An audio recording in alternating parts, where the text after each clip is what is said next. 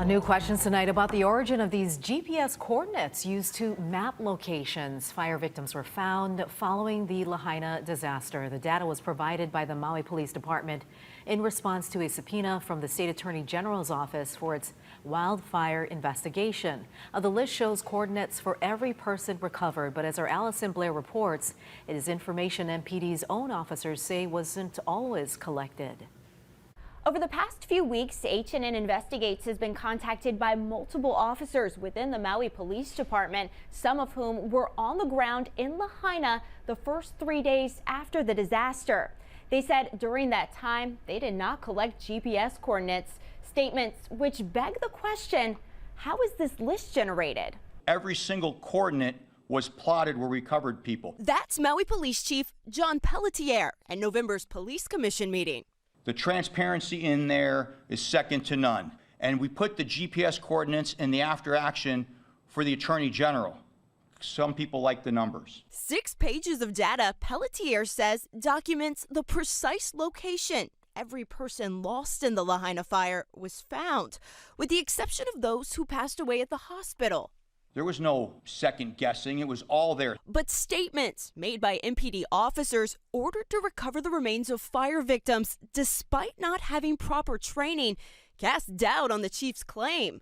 Because the officers we spoke with fear retaliation from MPD leadership, we used vocal reenactments to protect their identities. One officer told us, "The recoveries I did were in the first 3 days, and there was no GPS coordinates.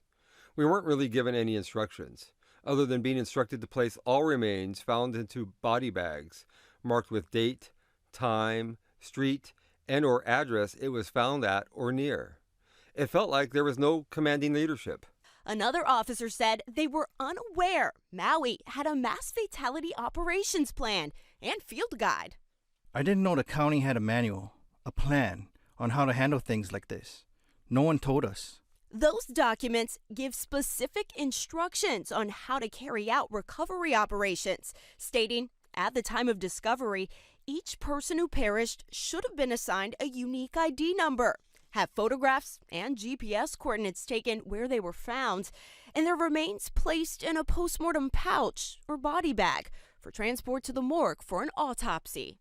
For the responders themselves, it aids in them being able to properly identify folks and then also being able to properly write up a report. Thomas Aswell heads up UC Berkeley's disaster lab. Over the past 15 years, he spent his career helping create safe, sustainable, and disaster-resistant communities, responding to some of the world's worst mass casualty incidents, including wildfires and the 2023 Turkey-Syria earthquake that claimed more than 55,000 lives.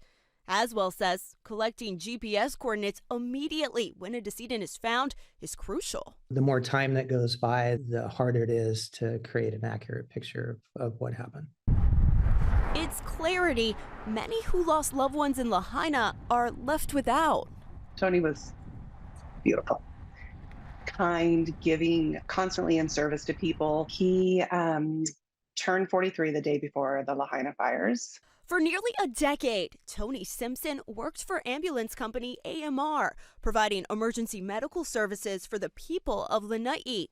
16 months after the fire, his sister Nicole says she's baffled by what she calls a lack of transparency from the Maui Police Department. I hate that I'm playing a guessing game as to where he was found. I've been told 3 different locations. I was told that he was found with other people and that he was found by himself. I was told that he was found in a home, and then I was told that he was found on the front lawn. So I don't understand.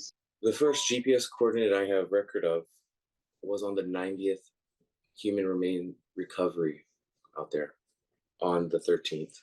That's MPD's former morgue contractor, Grayson Ibarra. A lot of cases, even after 90th human recovery, is missing those numbers. As for Tony Simpson, he was recovered on the 11th. Ibarra's records reveal none of the details that should have been collected by recovery teams were obtained.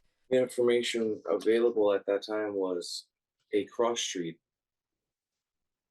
described as Keone Street and Kuhua Street in Lahaina. No notes and no coordinates, no photos. But it appears that's not the information MPD handed over to the Attorney General. Instead, the report lists a GPS coordinate for every person who was recovered, including Simpson. Starting December 4th, H&N Investigates sent multiple media requests asking Maui PD to explain how the GPS coordinates it provided to the Attorney General's office for its wildfire investigation were obtained. We also requested an on-camera interview with Chief Pelletier. We have not gotten a response. The level of distrust that I have right now is at an all-time high. And I think to say, like, why are we bringing this back up? For those of us who lost family, for those who lost their land, for those who've been displaced, it's not bringing it back up. It hasn't gone anywhere. And so I think it is disrespectful of him to say that. Of course, we want answers.